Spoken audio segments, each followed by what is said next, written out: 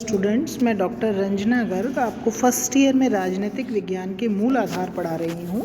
उसी सीरीज़ में मैं कई दिनों से उत्तर व्यवहारवाद करा रही हूँ। अपने पिछले वीडियोज़ में मैंने उत्तर व्यवहारवाद का अर्थ, उत्तर व्यवहारवाद का अभिप्राय, उसके उदय के कारण, क्या उत्तर व्यवहारवाद परंपरावाद है आदि समझाया। इसी कड़ी में मैं आज उत्तर व्यवहारवाद के आधारभूत लक्षण अथवा मान्यताएं शुरू कर रही हूँ।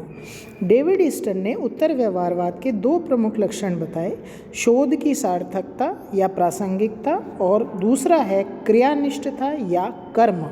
तो दो लक्षण हैं इसके, प्रासंगिकता और कर्म। ये आपसे ऑब्जेक्टिव में भी पूछते हैं।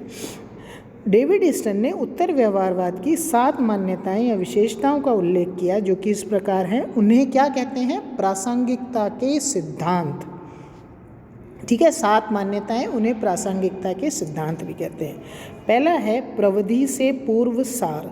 उत्तर व्यवहारवादियों का कहना है कि व्यवहारवादी तकनीक को तथ्यों, सार या विषय वस्तु के ऊपर प्रधानता है।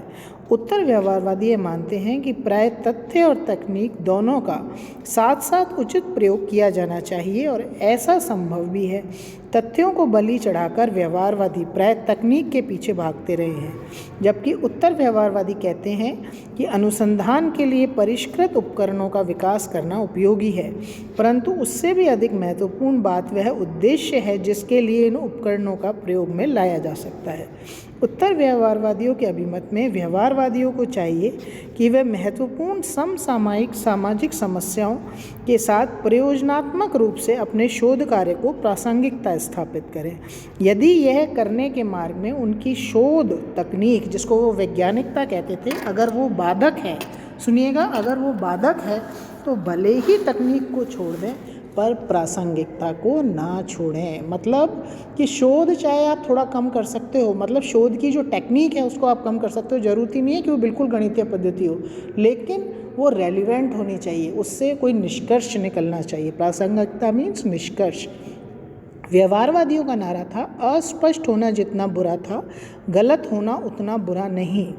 उत्तर व्यवहारवादियों ने इसके विपरीत नारा दिया, अप्रासंगिक सुनिश्चितता से अस्पष्ट होना कम बुरा था।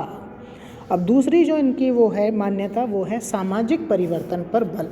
व्यवहारवादियों में मामूली परिवर्तनों से संबंधित रूढ़िवादी विचारधारा छुपी हुई है। उत्तर व्यवहारवाद व्यापक मूल्यों के संदर्भ में परिवर्तन का समर्थन करता है। उत्तर व्यवहारवादियों का मानना है कि जाने अनजाने व्यवहारवादी परिवर्तन विरोधी हो जाते हैं। परिवर्तन विरोध व्यवहारवाद के प्रणाली शास्त्र और तकनीक में निहित है। व्यवहारवादी तथ्यों के वर्णन और विश्लेषण तक अपने को सीमित रखता है। उन तथ्यों के व्यापक संदर्भ को उनकी सामाजिक प्रासंगिकता को समझने की आवश्यकता पर ध्यान नहीं देता, क्योंकि वह समझता है कि यह उसके प्रणाली शास्त्र के अनुसार वर्जित है।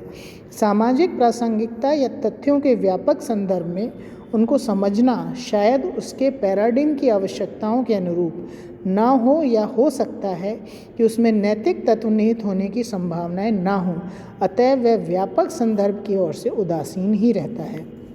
इस सब का परिणाम यह हुआ कि व्यवहारवादी राजनैतिक विज्ञान ने एक ऐसी सामाजिक रूढ़िवादिता की विचारधारा का रूप ले लिया जिसमें केवल धीमी गति से होने वाले परिवर्तनों के लिए ही गुंजाइश थी।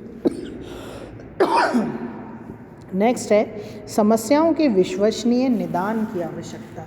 उत्तर व्यवहारवादियों के अनुसार राजनैतिक विज्ञान को अमूर्तीकरण, विश्लेषण, विशिष्ट शब्दावली के विकास आदि में कम रुचि लेकर मानव जाति की आवश्यकताओं को पूरा तथा संकटों का समाधान करने में सहायता करनी चाहिए।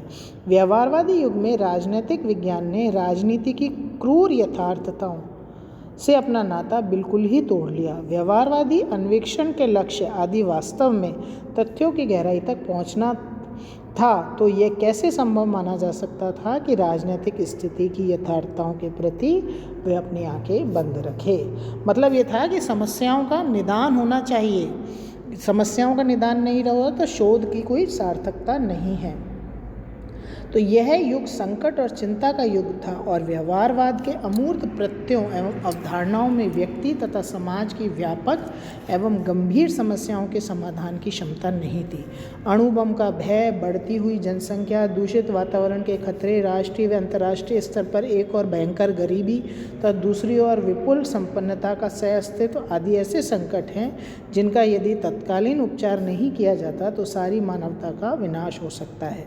राजनीति शास्त्र का औचित्य उसी स्थिति में सर्वमान्य होगा जबकि समाज में व्याप्त विषमताओं, संघर्षों, आकांक्षाओं, संदर्भों एवं चिंताओं के उचित समाधान किए जाएं। इसीलिए व्यवहारवाद पर यह आक्षेप है कि उसकी शोध वस्तुनिष्ठ से अलग हो गई। ठीक है, थैंक यू। नेक्स्ट मैं आपको उसकी मान्यताएं नेक्स्ट लेक्चर में बताऊंगी।